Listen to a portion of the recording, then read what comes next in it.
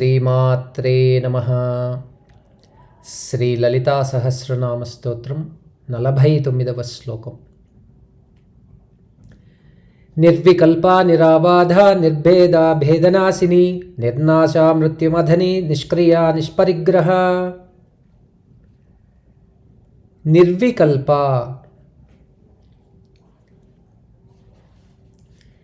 సంకల్ప వికల్పములు లేని మానసిక స్థాయి భావం నిర్వికల్పం. సంకల్ప వికల్పముల రూపమే ఈ మనస్సు.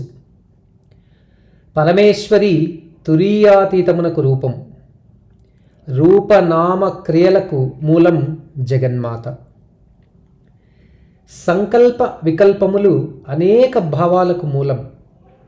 ఇచ్ఛా జ్ఞాన క్రియాశక్తులలో ఇచ్ఛా క్రియాశక్తువులు ఎక్కువగానున్న సంకల్ప వికల్పములు అనే అజ్ఞానం ఎక్కువగా ఉంటుంది. ఉపాసనా బలము చేత జ్ఞానశక్తి ఎక్కువైన కొలది మనస్సు స్థిరంగా ఉంటుంది. ఎక్కడ మనస్సు శూన్యమవుతుందో అచ్చట సంకల్పములుండవు. సంకల్పములు లేని మనస్సు జ్ఞానమును పొందుతుంది. అదే నిర్వికల్పం. నిర్విషయక నిత్య జ్ఞానం, దాని రూపమే అమ్మ. అందుకే ఆమె నిర్వికల్ప. ఓం ఐం హ్రీం శ్రీం నిర్వికల్పాయై నమః. నిరాబాధ. రాగద్వేషములు, అరిషడ్వర్గములు, గుణభారములు మొదలగునవి భౌతిక ఆధ్యాత్మిక బాధలు. వీటికి కారణం సంకల్పములు. సంకల్ప వికల్పముల ప్రతిఫలం బాధ. అజ్ఞాన భావమే బాధ. మరి జ్ఞానం అంటే ఏమిటి? శరీరము నేను అన్న శరీర భావన అజ్ఞానమునకు నాంది. శరీరం నేను కాదు, మనోబుద్ధీంద్రియములు నేను కాదు, శరీరముల లోపల రహస్యంగా ఉండు చైతన్యం చిత్కళ రూపమే నేను, నేను ఆత్మను అను భావనే జ్ఞానము. జ్ఞానమునకు రూపం ప్రేరణ అమ్మ. సర్వమునకు అతీతమగు సాక్షి రూపం అమ్మ.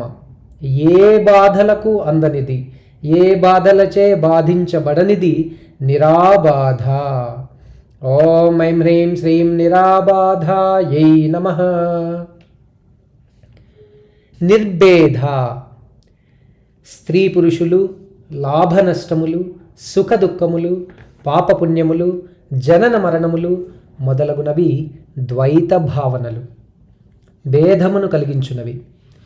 సమాన లక్షణములను కలిగియుండుట సజాతీయం, వేరువేరు లక్షణములను కలిగియుండుట విజాతీయం. ఒకే శరీరంలో వివిధ మార్పులు భావాలుండుట స్వగతం. ఇవి 3 రకముల భేదములు. ఈ భేదములు అజ్ఞానాన్ని కలిగిస్తాయి, అవిద్యను పెంచుతాయి. ఏకం సత్ బహుదా విదంతి ఏకమేవాద్వితీయం అను శాస్త్ర ప్రమాణముల ద్వారా పరబ్రహ్మ ఒక్కడే అయినను నానారూపములలో తెలియబడుతూ ఉన్నాడు. ఉపాసకులకు, ధ్యానవంతులకు మేలు చేయుటకు పరతత్వం అనేక రూపాలలో ప్రకటితమవుతూ ఉన్నది. ఆ నమ్మకమే దేవుడు, దేవతా రూపం. కానీ పరమ గమ్యం ఒక్కటే. ఆ ఒక్క జగన్మాతయే నానారూపములలో ప్రకటించబడుతూ ఉంది. శక్తి, శక్తిమంతుల మధ్య భేదం లేదు. అమ్మ సర్వశక్తి స్వరూప. ఎటువంటి భేదభావం లేని అమ్మ నిర్భేద. ఓం ఐం హ్రీం శ్రీం నిర్భేదాయై నమః. భేదనాశిని. సదైకత్వం నభేదోస్తి సర్వదైవ మమాస్య చ యోనా సాహమహం యోసా భేదోస్తి మతి విభ్రమాత్ అని దేవీ భాగవతంలో చెప్పబడింది. నానావిధ రూపములలో ప్రకటితమవుచున్న చైతన్య రూపిణి స్వరూపం ఒక్కటే. బుద్ధి భ్రమచే అనేక రూపములలో తోపించును. దాని ఫలితమే భేదభావం. పరమశక్తికి స్త్రీ అని పురుషుడని భేదం లేదు. సృష్టి అంతయు తనలో లీనమైనప్పుడు ఈశ్వరుడు విరాట్ పురుషుడు. వేరు వేరు భావాలతో భాషించినప్పుడు జీవుడుగా పిలువబడుతూ ఉన్నాడు. అందుకే శృతులు త్వం హేసా పరమాశక్తి రనంత పరమేష్ఠిని సర్వభేద వినిర్ముక్త సర్వభేద వినాశిని అన్నాయి. శక్తికి శక్తిమంతునికి భేదం లేదు. ఈశ్వరుడు ఈశ్వరి, విష్ణువు వైష్ణవి, బ్రహ్మ బ్రాహ్మి, ఇంద్రుడు ఇంద్రాణి, నారాయణుడు నారాయణి మొదలగు పురుషతత్వ క్రియాశక్తులు జంట రూపాలు. జ్ఞానశక్తి రూపం స్త్రీ. ఒకటి లేక మరొకటి ఉండదు, ఉండలేదు. భావములు రెండైనా రూపం ఒక్కటే. జ్ఞానం కలిగినవాడు జ్ఞాని, మూర్ఖత్వం కలిగి ఉన్నవాడు మూర్ఖుడు, వివేకం కలిగినవాడు వివేకి. వాక్ రూపం శాస్త్రం, వేదాలు, ఉపనిషత్తులు. వాక్కు నాదమునకు రూపం, నాదమే ప్రణవం, ప్రణవస్వరూపమే పరతత్వం. ఓంకార హరింకారములు సమానార్థకములు. బుద్ధిభావముచే వేరువేరుగా తోచుచున్నను నిజమునకు పరతత్వానికి భేదం లేదు. అమ్మ దయచేత భేదభావన నశించును. సర్వం కల్విదం బ్రహ్మ అను భావన దృఢమవుతుంది. సర్వభేద భావనలను నశింపజేయు అమ్మ భేదనాశిని. ఓం ఐం హ్రీం శ్రీం భేదనాశిన్యై నమః.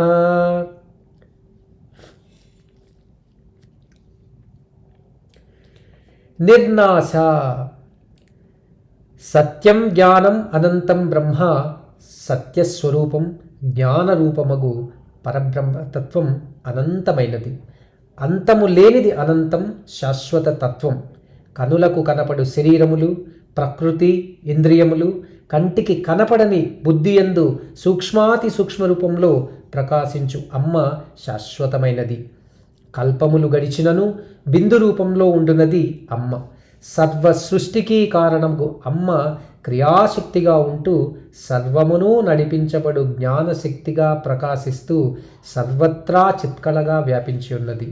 ఇచ్ఛాశక్తిగా సర్వభావములకు కారణమవుతోంది. జగన్మాత సర్వత్రా ఉంటూ సర్వమునకు కారణమవుతూ ప్రకాశించుచున్న పరాశక్తి నాశనం లేనిది. అందుకే అమ్మ నిర్నాశ.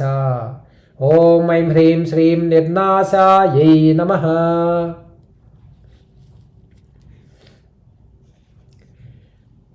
మృత్యుమథని. నాశనం లేనిది అమృతతత్వం, నాశనం కలది మృతతత్వం. అమృతములో దాగియుండునది మృతతత్వం. నశించే గుణం. మరుపు భావనాశనం.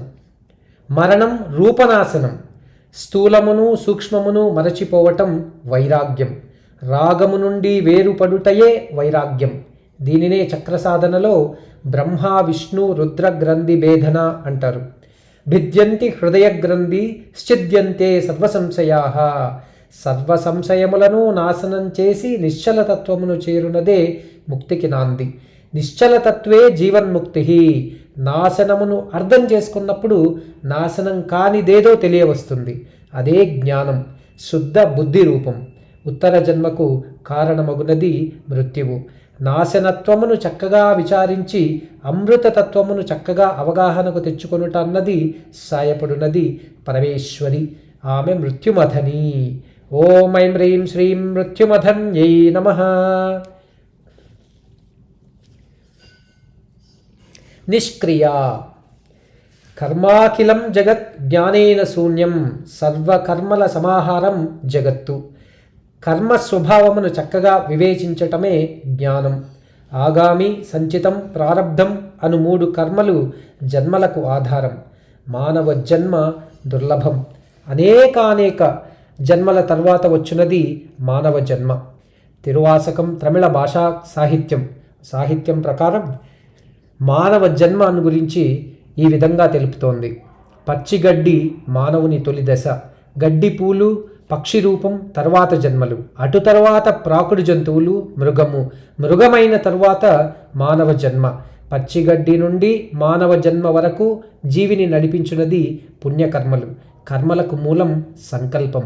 సంకల్పమునకు ఆధారం మనస్సు. సంకల్పము లేని మనస్సు శూన్యం, నిర్వికల్పం. కర్మల నుండి వేరుపడుటే ముక్తి. కర్మలను చేయుట మన విధి అని శాస్త్రం. ఈ రెండింటిలో దేనిని ఆశ్రయించటం? ఆశ్రయించటం అన్న ప్రశ్నకు సమాధానాలు రెండు. కర్మను నేను చేస్తున్నాను అనున్నది కర్తృత్వాభిమానం, దానిని వదిలివేయటం ఒకటవది. ఇక రెండవది సర్వకర్మలను ఈశ్వరార్పణ బుద్ధితో చేయటం.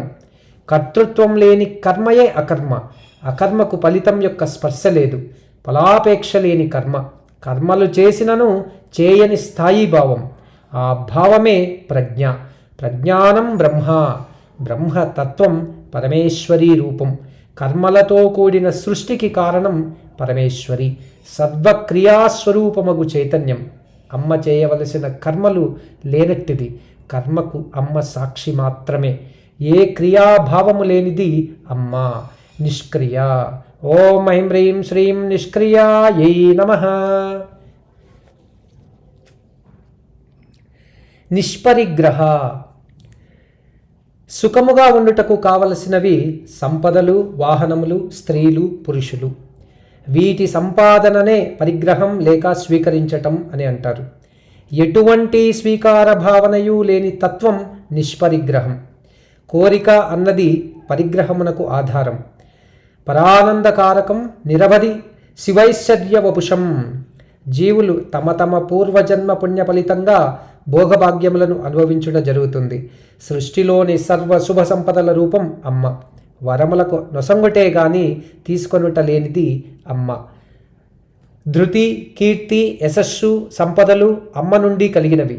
అమ్మ సర్వము యొక్క రూపం, సర్వమునకు మూలమైనది, సర్వమును ఇచ్చున్నది. ఏ పరిగ్రహం లేని అమ్మ నిష్పరిగ్రహ.